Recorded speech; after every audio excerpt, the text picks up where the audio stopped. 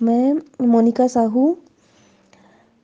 आजकल 2-3 दिन से मैं दीपावली की सफाइयों में लगी हुई थी। तो मुझे सफाइयाँ करते करते धूल मिट्टी तो गिरी, उसके साथ बाद में जैसे ही सफाइयों के बाद मैं कपड़े धोने में लगी तो मुझे रात्रि हो गई थी धोते धोते।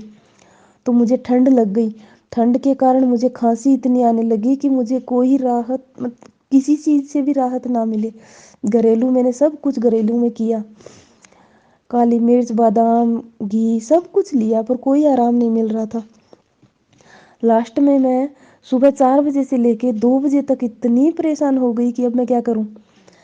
फिर मैंने आयुर्वेद वाले, मेरे घर वाले सब कहने लगे कि आराम नहीं आ रहा, तेरी आयुर्वेद से आराम नहीं आ रहा, तो चल एलोपैथी में चलते हैं। मेरे को वार्निंग, अच्छे से वार्निंग मिल रही थी, क्योंकि ससुर भी आए हुए थे, तो बोल रहे थे कि बेटा नहीं, यहाँ पे ठीक नहीं हो रही है, तो इससे नहीं हो रही है तो चल।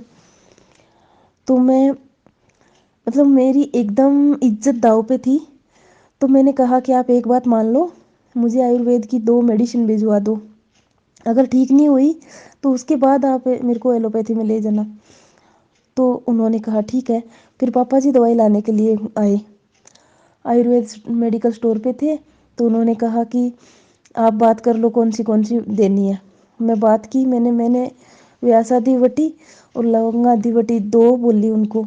उन्होंने कहा ये तो बहन जी दोनों ही नहीं है। तो मैंने कहा भैया जी जो भी कोई है आपके पास है खांसी के लिए, मेरी आज लाज रख लो, नहीं तो मुझे एलोपैथी में जाना पड़ेगा। उन्होंने कहा और तो नहीं है, पर एक मेडिसिन है एलादी, वो देता हूँ मैं मेरे हिसाब से। मैंने पहले वो खाई नहीं थी, ना ही देखी थी। फिर उन्होंने कहा कि ये वैद्यनाथ की तो नहीं है, डाबर की है। मैंने कहा जो भी है भैया जी बस मेरी लाज रख लो। उन्होंने फिर मुझे वो मेडिसिन भेजी, दवा वटी भेजी। मैंने आते ही उसको 2 टेबलेट 2 वटी निकाली और शहद के साथ कूट के चाट ली। यकीन मानिए 15 मिनट ही नहीं लगी, खांसी ऐसे रुक गई जैसे आ ही नहीं रही होगी। और गला गला खांसने से एकदम फट सा गया था। वो तो अभी तक ठीक नहीं हुआ है, पर हाँ उसके बाद मुझे खांसी कोई परेशानी नहीं है। उसके बाद मैंने 2-3 बार खुराक और ले ली, 2-2 टेबलेट ही शहद के साथ चाटी है मैंने, 3 बार और चाट ली।